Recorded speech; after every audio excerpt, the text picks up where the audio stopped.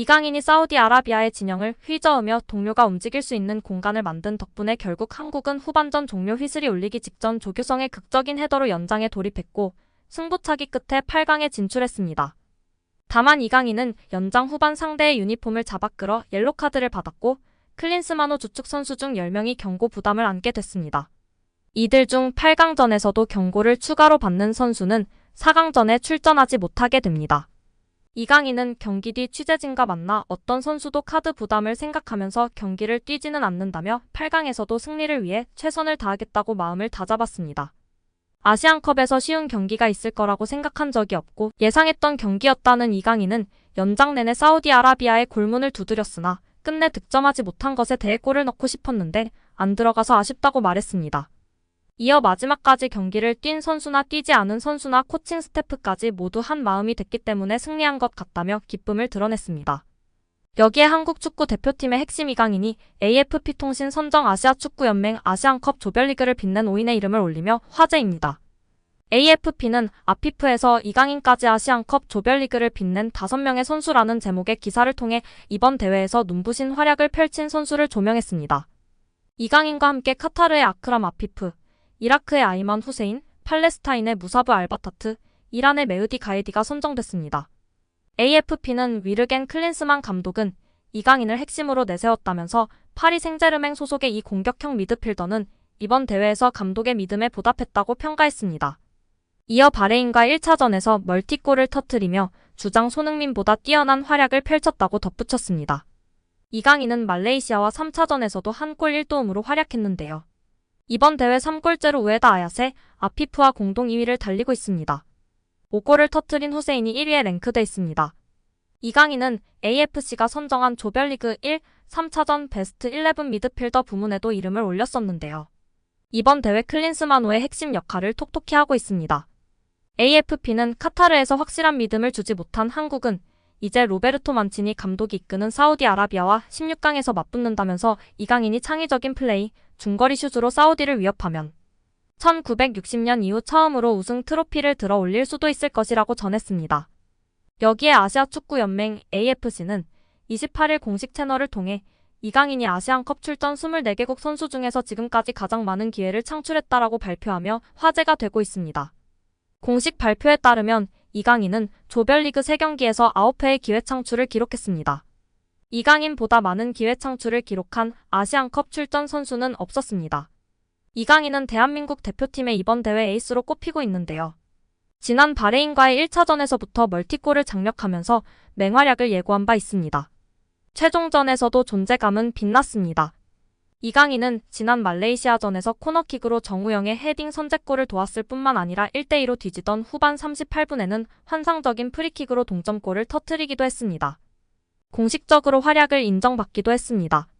AFC는 지난 26일 이강인은 2023 AFC 아시안컵 조별리그 3차전에서 최고의 활약을 펼친 11명의 선수 중 1명으로 선정했습니다. 득점왕 경쟁에도 청신호가 켜졌는데요. 이강인은 이번 대회 3골로 아크람 아피프, 우에다 아야세와 함께 다득점 부문 2위의 이름을 올린 상황입니다. 득점 선두 아이맨 후세인과의 격차는 2골에 불과합니다. 이강인의 활약은 득점에만 국한되지 않는데요.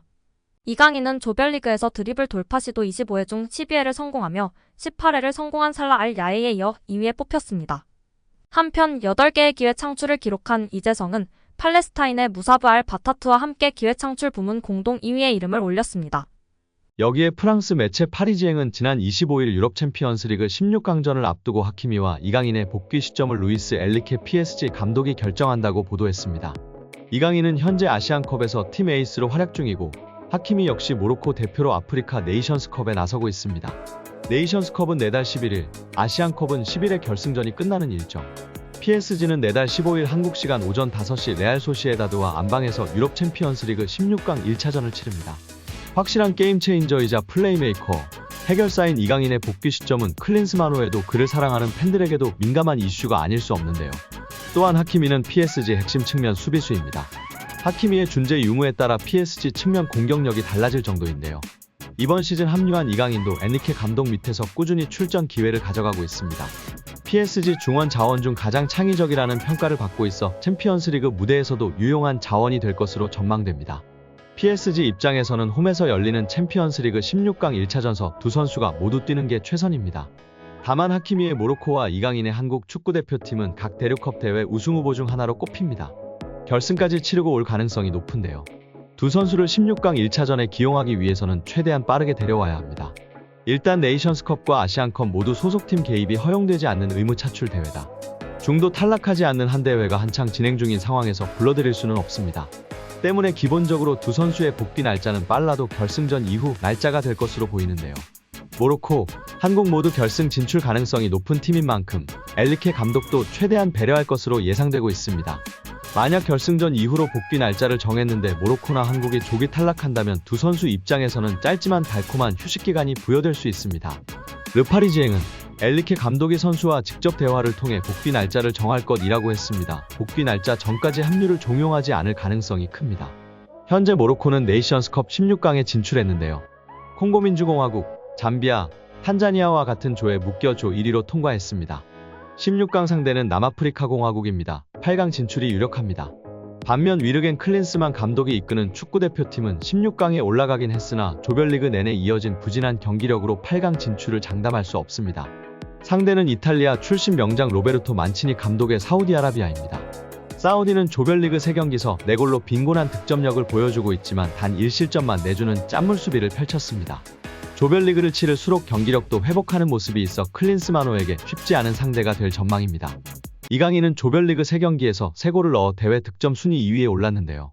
대표팀을 2번이나 어려운 위기에서 구해냈습니다. 이번 대회 최고 에이스로 활약하고 있습니다. 이강인이 대표팀을 아시아 정상으로 이끌고 PSG에 금이 환영하게 될지 궁금하게 됐습니다. 오늘 영상은 여기까지입니다. 끝까지 시청해주셔서 감사합니다. 늘 건강하시고 더 좋은 영상으로 찾아뵙겠습니다. 구독과 좋아요도 잊지 마시고 부탁드립니다. 감사합니다.